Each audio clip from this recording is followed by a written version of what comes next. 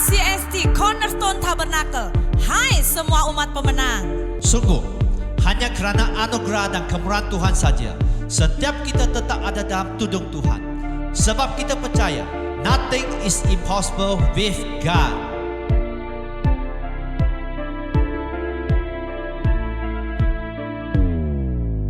Tuhan, inilah kami umat-Mu. Kami rendahkan diri kami di hadapan-Mu. Dengan cinta dan kerinduan, kami rindu terus naik terbang tinggi. Dengan semakin kuat, menangkap kairos Tuhan. Merebut kemenangan demi kemenangan. Dan mempersembahkan bagi Panglima Agung kami, Yesus Kristus. Semua jadi, genap, dan tuntas oleh karena anugerah Bapa, tuntunan Roh Kudus, dan bagi kemuliaan Yesus Kristus. Amin, amin, amin.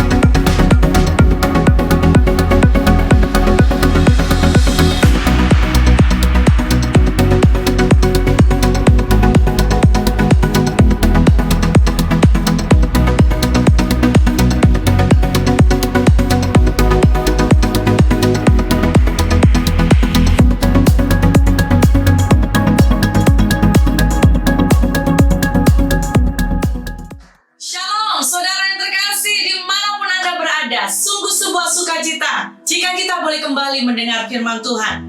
Kini saatnya mari siapkan hati kita untuk berdoa. Bapa di sorga, hari ini Tuhan kami datang di hadapan-Mu. Kami mau rindu Tuhan, hidup kami dipenuhi dengan firman-Mu. Berfirmanlah Tuhan atas kami dan diberkati semua umat-Mu Tuhan yang mendengar firman ini. Biar firman ini seperti benih yang tumbuh subur dan berbuah lebat dalam hidup kami. Di dalam nama Tuhan Yesus kami siap mendengarkan firman-Mu. Haleluya. Amin. Amin. Saudara, hari ini kita akan belajar kebenaran firman Tuhan dengan sebuah tema memiliki loyalitas tinggi. Amin, saudara. Amsal berkata, banyak orang menyebut diri baik hati, tetapi orang yang setia, siapakah yang menemukannya? Sekali lagi saya bacakan untuk setiap kita.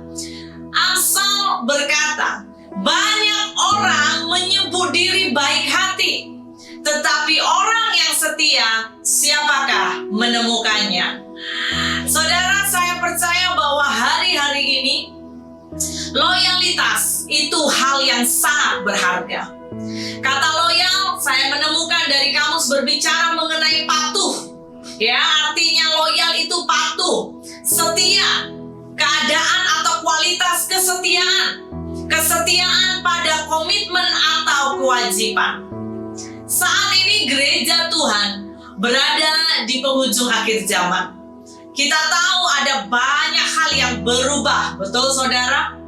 Namun, yang sangat diperlukan dunia, bahwa kita, gereja, umat Tuhan, kita harus memiliki warna tersendiri. Khususnya, karakter hidup kita. Kita harus dikenal menjadi orang yang loyal, saudara. Seperti Alkitab dalam Wahyu pasal yang ketiga ayat 16 berkata, karena engkau suam-suam kuku, tidak dingin atau panas, aku akan memuntahkan engkau dari mulutku. Wow. Saudara, suam-suam kuku ini sebetulnya sama halnya dengan orang yang tidak loyal. Dan jelas dari Amsal tadi kita menemukan betapa dikatakan banyak orang baik hati, tetapi orang setia, orang yang loyal, siapakah menemukannya? Mari kita akan lihat apakah ciri-ciri orang yang loyal. Yang pertama, orang yang loyal adalah orang yang dapat dipercaya. Saya mau ulangi. Kalau kita mau dipanggil orang yang loyal atau pribadi yang loyal, kita itu harus punya quality atau ciri pertama. Kita harus bisa dipercaya. Katakan amin. Haleluya. Kita harus bisa dipercaya dalam mengerjakan tugas-tugas yang Tuhan percayakan. Tidak perlu lihat orang lain apakah lihat saya bekerja atau tidak.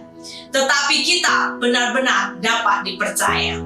Orang yang loyal, dia punya dasar hidup pasti dari Kolose 3 ayat 23. Kolose 3 ayat 23 berkata, apapun juga yang kamu perbuat, perbuatlah dengan segenap hatimu, seperti untuk Tuhan dan bukan untuk manusia. Amin, haleluya, saudara yang terkasih.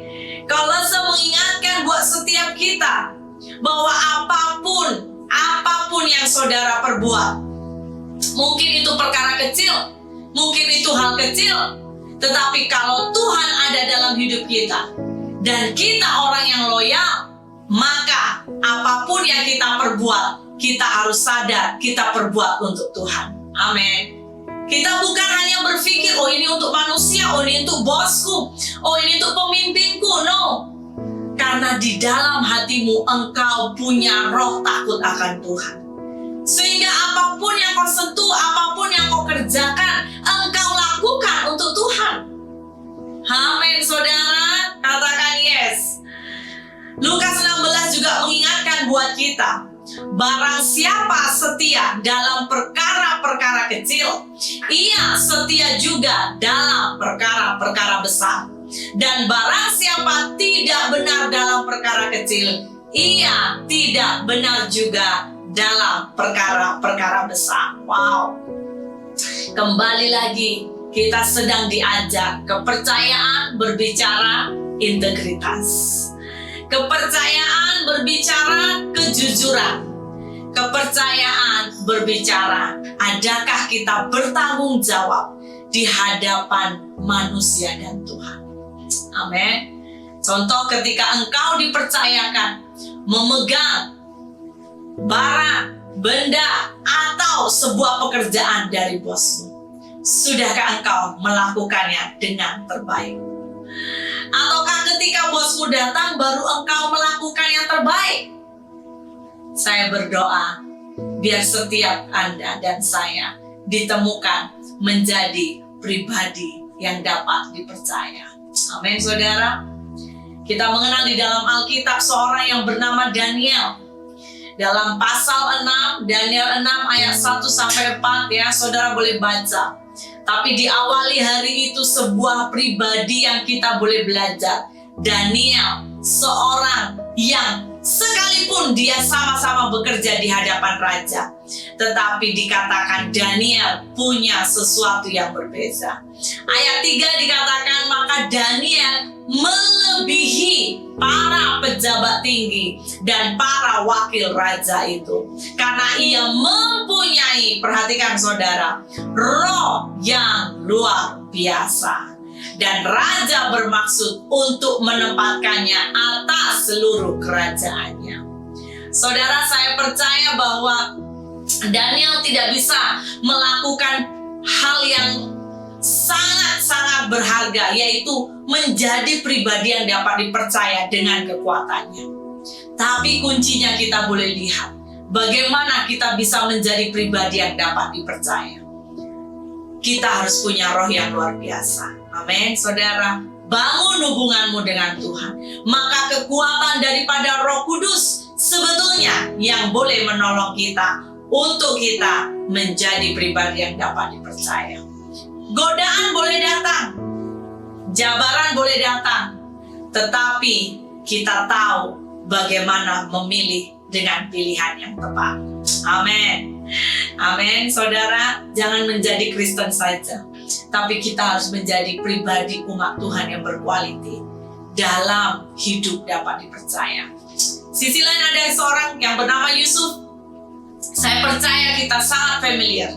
Yusuf seorang yang bahkan sangat dipercaya sejak dia sangat-sangat muda. Sebelum Yusuf dibawa Tuhan semakin naik. Waktu Yusuf diperhadapkan dengan perkara-perkara kecil, Yusuf lulus. Salah satunya, saudara, ketika kita melihat hari itu, Yusuf dipercayakan dengan tanggung jawab yang besar di rumah Potifar. Yusuf dipercayakan dan Yusuf sangat-sangat bertanggung jawab dengan apa yang dipercayakan. Bahkan sekalipun ketika istri Potifar datang menggoda Yusuf, apa reaksi Yusuf? Lari. Amin. Dia tidak menganggap remeh-temeh semua tanggung jawab dari bosnya, tapi dia percaya Tuhan beserta. Kisah Yusuf ini sangat menginspirasi buat kita. Kepercayaan demi kepercayaan yang Tuhannya beri tidak membuat Yusuf menganggapnya sangat ringan, tetapi Yusuf tetap menjaga sikap yang dapat dipercaya. Saudara, orang yang dapat dipercaya, saya menemukan mereka pasti memiliki beberapa juga sifat ciri-ciri. Pertama, orang yang dapat dipercaya, orang yang bisa dipercaya, pasti dia mengatakan apa yang benar. Mulutnya dan tindakannya pasti seiring. Dia juga pribadi yang dapat memegang janji. Amin, saudara. Belajar dapat dipegang janji. Kalau kau berjanji, belajar lakukan. Yang ketiga, orang yang bisa melakukan tugas dan pekerjaan dengan terbaik. Dan yang keempat, orang yang bisa dipercaya adalah orang yang bisa bertanggung jawab jika dia melakukan kesalahan. Ini perkara yang penting, saudara. Ketika kita diizinkan Tuhan, mungkin kita punya kesilapan. Mari berjuang besar. Untuk apa? Bertanggung jawab atasnya. Haleluya. Anda mau itu?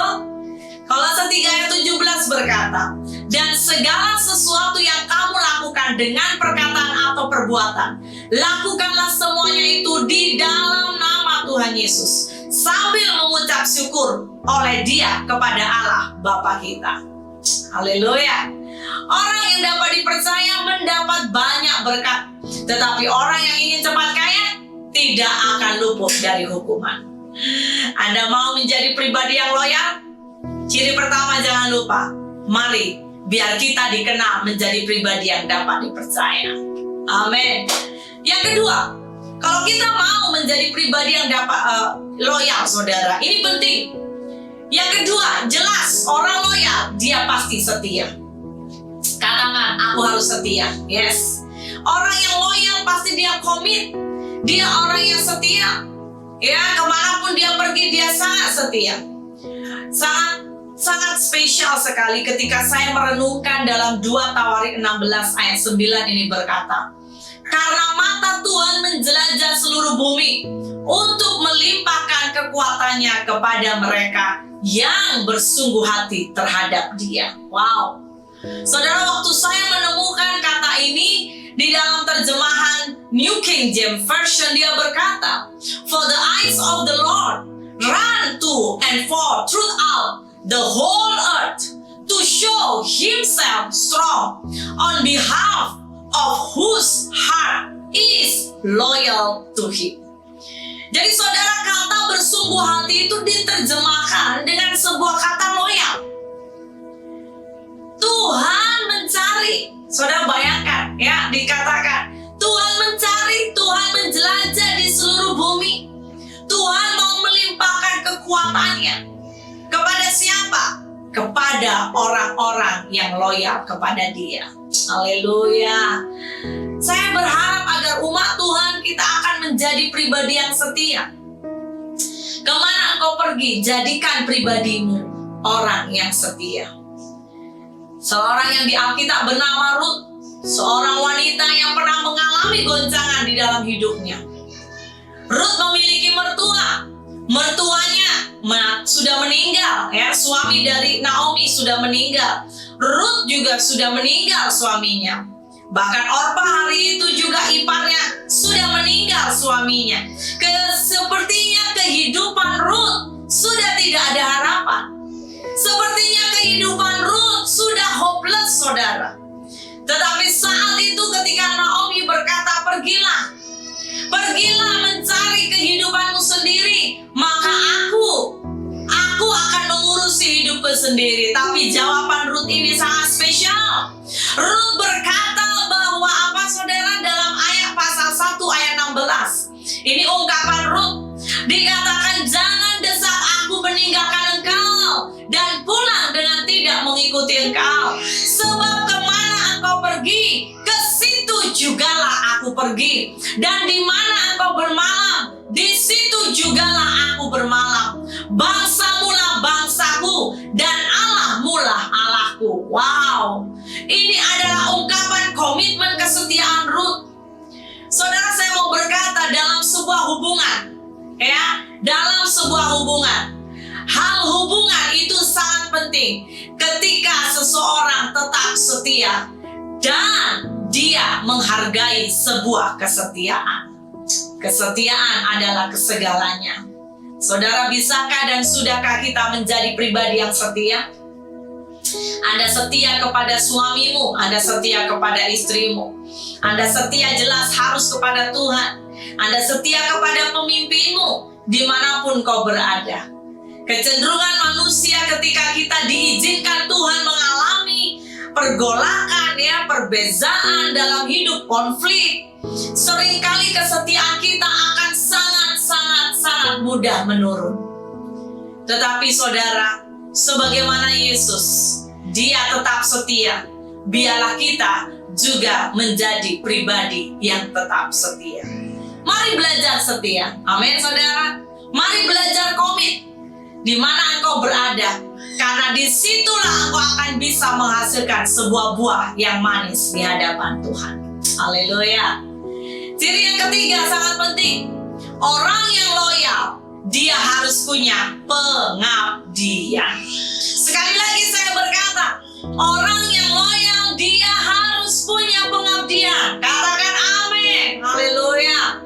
Pengabdian hal yang sangat mahal. Pengabdian bukan hal yang senang. Engkau harus meletakkan egomu sedikit demi sedikit. Engkau harus meletakkan kadang keinginanmu, ya, hobimu, ya, day by day, dengan sebuah kerinduan supaya kita bisa belajar mengabdi. Mengabdi kepada Tuhan, mengabdi kepada pimpinan. Nah, saudara yang terkasih, mari kita belajar. Di dalam Alkitab, kita menemukan seorang yang bernama Yosua. Yosua adalah abdi daripada Musa, saudara. Yosua hari itu seorang yang setia, orang yang komit dan dapat dipercaya. Dan Yosua akhirnya dipilih Tuhan untuk menggantikan Musa. Sekarang kita akan melihat siapa Yosua. Ia adalah keturunan Efraim, anak dari Nun. Masa mudanya dia banyak habiskan mengembara dan menuju ke Kanaan, secara khusus menjadi abdi Musa tadi. Namanya adalah Hosea, artinya keselamatan. Tapi Musa memanggil dia Yosua. Nah, saudara, saya menemukan sebuah alasan yang cukup menarik ketika John Maxwell membuat sebuah pertanyaan. Apa alasan Tuhan memilih Yosua? Dia berkata bahwa Yosua dipilih. Kenapa, saudara? Karena dia menjadi pribadi yang sudah terlatih menjadi seorang abdi. Sekali lagi, ketika ada pertanyaan datang, mengapa Tuhan memilih Yosua? John Maxwell memberikan pandangannya. Tuhan memilih Yosua dan bukan orang lain, karena dia telah terlatih untuk menjadi seorang abdi. Saudara yang terkasih dalam Tuhan, seorang abdi atau pelayan adalah seorang yang pasti teruji dalam kerendahan hatinya. Ini orang yang tidak memperdebatkan, tidak memusingkan tentang dirinya. Tapi seorang pelayan, seorang abdi, bahkan kita sering mendengar kata seorang hamba, itu adalah pribadi yang kerinduannya, fokusnya hanyalah untuk melayani tuannya. Dia lepaskan egonya karena dia mau memberi yang terbaik kepada tuannya. Perlu kita diketahui bahwa kita umat Tuhan, kepemimpinan di mata Tuhan itu sangat terkait erat dengan sebuah hati yang bisa mengabdi. Seorang sangat mustahil bisa memimpin dengan baik jika dia tidak memiliki jiwa pengabdian. Saudara tahukah bahwa Musa hari itu juga mengalami 40 tahun didikan Tuhan, menggembalakan domba sebelum dia dipanggil menjadi pemimpin bangsa Israel. Yosua juga demikian, 40 tahun menjadi pelayan Musa, sehingga sangatlah layak ketika Tuhan memanggil Yosua menjadi pengganti Musa. Saudara yang terkasih, apakah hari ini kau sudah bisa mengeluarkan buah pengabdian dalam hidupmu? Secara khusus di dalam gereja, sudahkah engkau berperan begitu aktif untuk mencokok pemimpinmu? Bukan karena pemimpinmu baik, no, tapi karena engkau melakukan perintah Tuhan. Karena engkau menghargai pemimpinmu, karena dia adalah wakil daripada Tuhan. Ketika firman Tuhan juga dalam perjanjian baru dikatakan, kalau orang tidak bisa mengasihi orang yang dia lihat, bagaimana dia bisa mengasihi Allah yang tidak terlihat? Saudara, sudahkah engkau memiliki pengabdian hari ini? Yang keempat, kita akan belajar. Apakah ciri dari loyalitas? Seorang yang loyal, pasti dia punya ketundukan. Saya mau berkata bahwa ketundukan ini hal yang memang tidak mudah, saudara. Ya, kenapa? Karena sifat manusia pada dasarnya, karena kita tercemar karena dosa, sehingga pada dasarnya manusia suka memberontak, manusia suka melawan. Dia paling suka tidak mengikut sebuah aturan. Namun pegang ini, saudara, penundukan diri adalah hal pertama sekali yang harus dilakukan sebelum Anda menerima sebuah otoritas. Sekali lagi saya mau berkata, penundukan diri ini penting. Kalau engkau mau menerima sebuah otoritas, engkau harus belajar menundukkan dirimu kepada sebuah otoritas. Haleluya, saudara, amin. Ya, kita tahu bahwa salah satu kisah di Alkitab, di dalam Bilangan 12 ayat 1 hingga 16, bagaimana kisah Miriam dan Harun yang memberontak, bahkan mempertanyakan kehidupan pribadi Musa. Tuhan bisa marah. Ada kalanya di dalam hidupmu ketika engkau berada di sebuah di bawah naungan otoritas. Saya sangat mendorong saudara, mari belajar memiliki ketundukan. Ketika engkau rasa tidak mampu, lebih baik jangan memberontak, tapi belajar, jadikan dirimu, aktifkan dirimu, mengambil peran, yaitu apa? Berdoa.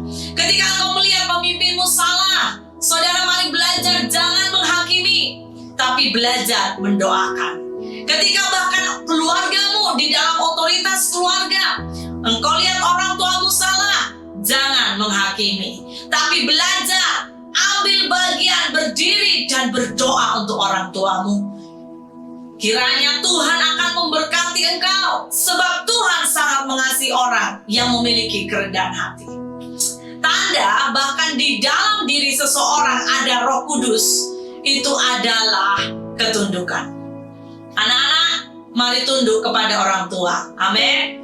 Kolose 3 ayat 20 berkata, "Hai anak-anak, taatilah orang tuamu dalam segala hal." Catat ini, dalam segala hal. Karena itulah yang indah di dalam Tuhan.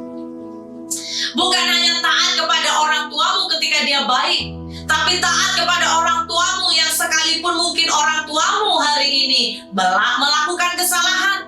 Bahkan orang tuamu yang punya kegagalan dalam hidup, engkau tidak berhak menghakimi. Tapi bahagianmu berdoa untuk mereka. Ampuni, berkati mereka. Dan biar Tuhan turut campur dalam hidup orang tuamu. Amin semua anak-anak. Ya, bahkan dengan jelas Imamat 19 ayat 32 berkata, engkau harus bangun berdiri di hadapan orang ubanan, dan engkau harus menaruh hormat kepada orang yang tua, dan engkau harus takut akan Allahmu. Akulah Tuhan. Saudara ingat, ketundukan penting dalam keluarga. Ya, bukan hanya anak tunduk kepada orang tua. Saya mau berkata, istri-istri kita harus tunduk pada suami. Amin. Ya, dengan jelas Efesus 5 ayat 22 dikatakan, "Hai istri, tunduklah kepada suamimu seperti kepada Tuhan. Karena suami adalah kepala istri, sama seperti Kristus adalah kepala jemaat.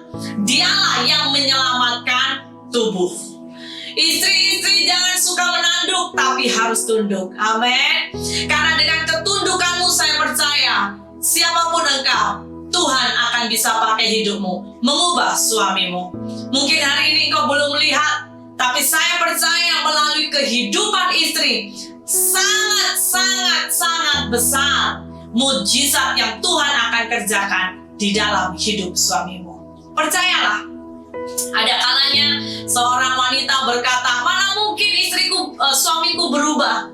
Mana mungkin?" Saya mau berkata, Tuhan sendiri dengan jelas mengingatkan, jadilah seperti imanmu. Kalau engkau beriman tidak mungkin, maka jadilah seperti imanmu. Tapi kalau engkau berkata, tidak ada yang mustahil bagi Tuhan, aku percaya bahwa Tuhan sanggup melakukan yang ajaib, maka terjadilah. Amin saudara. Kita juga tunduk kepada siapa lagi? Kita hamba. Kalau ada di antara Anda hamba, Anda juga harus tunduk pada Tuhan. 1 Petrus 2 ayat 18 berkata, "Hai kamu hamba-hamba, tunduklah dengan penuh ketakutan kepada Tuhanmu, bukan saja kepada yang baik dan peramah, tapi juga kepada yang bengis." Wow, ini jelas dikatakan, ketundukan itu harga mati. Ketundukan tidak bisa dipilih-pilih. Saya pilih yang senang, baru saya tunduk. Kalau tidak senang, saya tidak tunduk. Kecenderungan manusia paling suka memilih. Namun saudara percayalah, bagaimana kita bisa bertumbuh menjadi pribadi yang matang dan dewasa ketika engkau lulus dalam proses ketundukan. Haleluya. Di gereja juga saya mau berkata, sangat perlu adanya ketundukan. Jemaat tunduk kepada pemimpin, pemimpin dan jemaat tunduk kepada gembala sidang. Haleluya. Kenapa saudara? Karena Ibrani 13 berkata, taatilah pemimpin-pemimpinmu dan tunduklah kepada mereka, sebab mereka berjaga-jaga atas jiwamu sebagai orang-orang yang harus bertanggung jawab atasnya. Ingat, pemimpinmu, gembalamu selalu berdoa untuk engkau. Tapi persoalannya, adakah engkau memiliki ketundukan kepada mereka? Mari belajar, tundukkan dirimu. Maka engkau akan merasakan ada tudung Tuhan melingkupi hidupmu, keluargamu, bisnis pekerjaanmu, dan Tuhan akan menjadikan engkau berhasil. Haleluya saudara. Ya, amin. Sebagaimana juga Tuhan memproses Musa. Musa yang begitu pribadi yang cukup mudah merespon juga. Beberapa kali Musa juga gagal, tapi proses yang Tuhan izinkan terjadi dalam hidupnya membuat Musa sampai dikenal menjadi pribadi yang lemah lembut. Wow. Bilangan 12 ayat 3 berkata, Dia seorang yang lemah lembut hatinya, lebih dari setiap manusia yang ada di atas muka bumi. Wow, saudara. Saya sangat yakin tidak mudah memang sebuah ketundukan. Ketundukan harus membayar harga. Ada harga tersendiri yang kadang-kadang engkau harus perhadapkan di atas mezbah Tuhan. Mungkin kadang-kadang kau memang harus menangis, engkau harus menghabisi egomu. Tetapi percayalah, saya berbicara kepada engkau yang sepakat bahwa seperti mana Yesus tunduk kepada kehendak Bapa, sekalipun dia harus menjalani jalan salib, tetapi Tuhan Allah Bapa di sorga memuliakan dia. Amin, saudara. Hari ini mungkin kau belum melihat bagaimana Tuhan memuliakan engkau, tapi saat engkau menjaga ketundukanmu, engkau begitu tunduk, begitu rendah hati, begitu loyal, saya percaya Tuhan bisa mengangkat engkau setingginya, sehingga orang lain akan kagum betapa engkau hamba yang setia.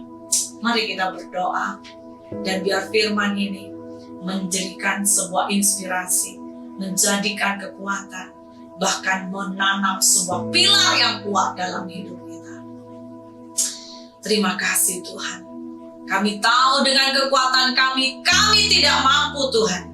Tetapi kami percaya kalau Roh-Mu di dalam kami, maka kami akan mampu menjadi pribadi yang loyal di hadapan-Mu. Hari ini Hamba memberkati semua umat-Mu yang sudah mengikuti online CST Tuhan. Diberkati dimanapun mereka berada. Pakai hidup mereka terus naik dan bukan turun. Dan biar mereka memiliki quality di dalam hidup mereka. Quality dalam khususnya karakter mereka. Dan mereka ditemukan loyal Tuhan. Baik sebagai hamba, sebagai khususnya istri kepada suami, sebagai anak yang loyal juga kepada orang tua. Mereka loyal juga di tempat kerja mereka. Mereka dikenal loyal kepada khususnya gembala dan juga gereja di mana mereka dibimbing. Berkati umat-Mu Tuhan, secara khusus berdoa untuk semua jemaat CST dimanapun mereka berada. Kiranya damai sejahtera Tuhan melimpah atas hidup mereka. Damai yang daripada Allah turun dalam hidup mereka. Kasih dari penyertaan Tuhan dan juga kekuatan yang daripada Allah melimpah-limpah dalam hidupmu. Terima kasih Tuhan. Jemaat Tuhan, biar engkau terima berkat yang dari Tuhan. Pulanglah dengan kasih karunia daripada Allah. Dan kiranya kasih Tuhan memancar dalam hidupmu. Kau akan dibawa Tuhan naik dan bukan turun ketika kau hidup dalam hukum dan ketetapannya. Kasih yang daripada Allah, persekutuan dengan Allah Bapa Putra Roh Kudus, menyertai engkau mulai hari ini sampai Maranatha. Yesus menjemput kita di awan-awan. Dalam nama Yesus kami sudah berdoa. Sama-sama katakan, Amin. Amin. God bless you.